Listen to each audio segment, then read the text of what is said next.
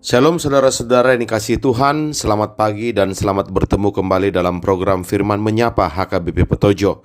Kiranya kita semua di dalam keadaan sehat dan sukacita yang dari Tuhan. Amin. Sebelum mendengarkan firman Tuhan, marilah terlebih dahulu kita berdoa. Ya Roh Kudus, kendalikanlah hati dan pikiran kami, supaya tertuju kepada firman-Mu. Biarlah firman-Mu mendapat tempat di hati kami sebagai yang kudus, dan mendapat tempat yang terbaik di pusat kehidupan kami, supaya hidup kami dipengaruhi oleh hadirnya firman Tuhan. Di dalam nama Tuhan Yesus kami berdoa. Amin. Firman Tuhan bagi kita hari ini diambil dari kitab 1 Korintus pasal 15 ayatnya yang ke-43. Demikian dikatakan, ditaburkan dalam kehinaan, dibangkitkan dalam kemuliaan, ditaburkan dalam kelemahan, dibangkitkan dalam kekuatan. Demikianlah firman Tuhan. Yang berbahagia adalah orang yang mendengarkan firman Tuhan serta memeliharanya. Amin. Jemaat yang dikasihi Tuhan, firman Tuhan hari ini akan sulit kita pahami jika kita membacanya terpisah dari ayat sebelumnya. Maka izinkan saya membacakan ulang untuk kita 1 Korintus pasal 15 mulai dari ayat 42 sampai dengan ayat 43. Demikian dikatakan, demikianlah pula halnya dengan kebangkitan orang mati. Ditaburkan dalam kebinasaan, dibangkitkan dalam ketidakbinasaan. Itulah ayat 42. Kemudian ditaburkan dalam kehinaan, dibangkitkan dalam kemuliaan, ditaburkan dalam kelemahan, dibangkitkan dalam kekuatan. Ayat 43. Sekarang kita paham bahwa Rasul Paulus sedang berbicara tentang tubuh kebangkitan manusia setelah manusia itu mati. Orang Korintus tidak percaya akan kebangkitan, dan mereka bertanya-tanya, apa yang terjadi dengan manusia setelah mati? Maka Rasul Paulus memberi penjelasan tentang kebangkitan orang mati. Bahkan bukan hanya rohnya saja yang dibangkitkan, melainkan tubuh manusia itu juga akan dibangkitkan, dan manusia akan mengenakan tubuh kemuliaan. Itulah yang hendak ditegaskan oleh Rasul Paulus di ayat 43 yang menjadi renungan kita hari ini, yang berbunyi, ditaburkan dalam kehinaan. Itulah yang terjadi ketika kita dilahirkan, ditaburkan dalam kehinaan. Artinya kita dilahirkan dalam dosa, namun dibangkitkan dalam kemuliaan. Ditaburkan dalam kelemahan, namun akhirnya setelah kita mati, kita dibangkitkan dalam kekuatan. Dan kemudian di ayat 44 Rasul Paulus melanjutkan, yang ditaburkan adalah tubuh alamiah, yang dibangkitkan adalah tubuh rohaniah. Jika ada tubuh alamiah, maka ada pula tubuh rohaniah. Mari kita perhatikan kalimat Rasul Paulus yang mengatakan, jika ada tubuh alamiah, maka ada pula tubuh rohaniah. Maka di sini dengan tegas Rasul Paulus mengatakan bahwa manusia akan dibangkitkan dalam tubuh rohaniahnya. Bentuk tubuh yang sama seperti dia hidup di dunia, namun sudah dalam keadaan rohani atau mulia. Pertanyaannya kemudian, untuk apa ada tubuh rohania atau tubuh kemuliaan? Di ayat 53 sampai 54, Rasul Paulus melanjutkan pembahasannya mengatakan demikian. Karena yang dapat binasa ini harus mengenakan yang tidak dapat binasa, dan yang dapat mati ini harus mengenakan yang tidak dapat mati.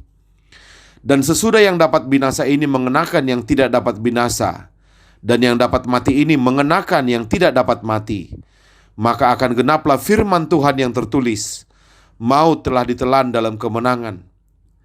Jadi, dari keterangan ini Rasul Paulus hendak mengatakan kepada kita bahwa itulah tanda Kristus telah bangkit dan Kristus telah mengalahkan kematian, sehingga kita juga akan dibangkitkan dan kita akan mengenakan tubuh kemuliaan seperti halnya Kristus juga bangkit dan dia mengenakan tubuh kemuliaan setelah kebangkitannya. Nah, pertanyaannya sekarang, apa hubungan firman Tuhan hari ini dengan kehidupan kita sekarang? Apakah firman ini hanya berhubungan dengan kehidupan setelah mati kelak? Oh, sama sekali tidak, saudara-saudara.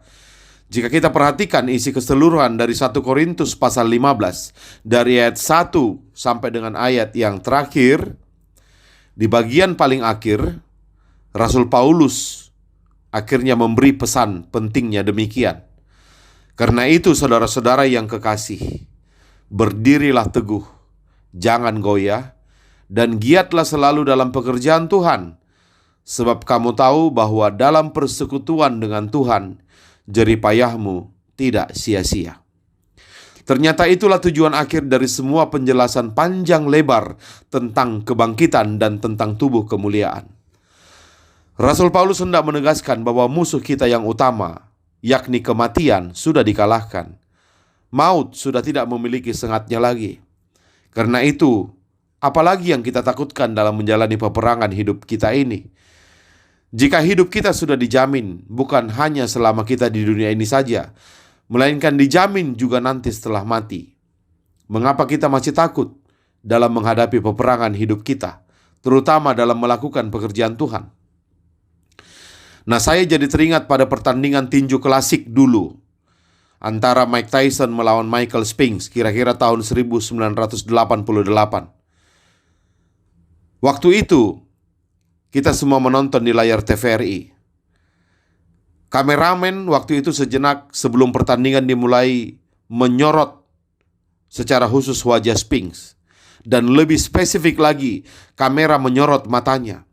Dan di situ kita semua orang melihat betapa Spinks ketakutan, matanya memancarkan ketakutan. Karena apa? Karena dia termakan pemberitaan tentang hebatnya daya pukul dari Mike Tyson. Maka akhirnya sebelum bertanding, Michael Spinks sudah ketakutan setengah mati. Dan benarlah, begitu lonceng tanda pertandingan dimulai dibunyikan, Spinks benar-benar menjadi bulan-bulanan Mike Tyson. Belum setengah ronde, Spinks yang saat itu statusnya juara dunia langsung kalah TKO oleh Mike Tyson. Di televisi kita bisa melihat Spinks memang dikalahkan oleh Mike Tyson. Namun yang terjadi sesungguhnya di sisi yang lebih dalam sebenarnya adalah Spinks dikalahkan oleh ketakutannya sendiri. Maka disinilah Rasul Paulus hendak menguatkan jemaat Korintus dan hendak berbicara kepada kita semua agar kita tidak kalah sebelum bertanding seperti halnya Michael Spinks dulu. Rasul Paulus sudah memberitahu kita kemenangan yang sudah di tangan. Tidak ada kekalahan, mati pun adalah kemenangan. Karena Kristus telah mengambil sengat kematian. Maka marilah bertanding dengan semangat pemenang. Jangan malah kalah sebelum bertanding. Rasul Paulus dengan tegas mengatakan, berdirilah teguh, jangan goyah, dan giatlah selalu dalam pekerjaan Tuhan. Sebab kamu tahu bahwa dalam persekutuan dengan Tuhan, jerih payahmu tidak akan pernah sia-sia. Saudara-saudara, bagaimana iman Kristen kita? Bagaimana berita tentang kebangkitan ini berdampak bagi kehidupan kita sehari-hari? Sebuah penelitian yang pernah dilakukan oleh seorang psikolog Kristen yang membandingkan antara etos kerja orang Kristen dengan etos kerja orang non-Kristen, mulai dari pelajar, mahasiswa, buruh, dan pegawai, dalam hubungan dengan imannya, menunjukkan bahwa ternyata jauh lebih berdampak iman orang non-Kristen menunjang etos kerja mereka, menunjang daya juangnya, dibandingkan dengan iman orang Kristen sendiri menunjang etos kerjanya. Sampai-sampai teolog Indonesia yang bernama Pendeta Eka Dharma Putra sangat prihatin sekali melihat hasil penelitian tersebut.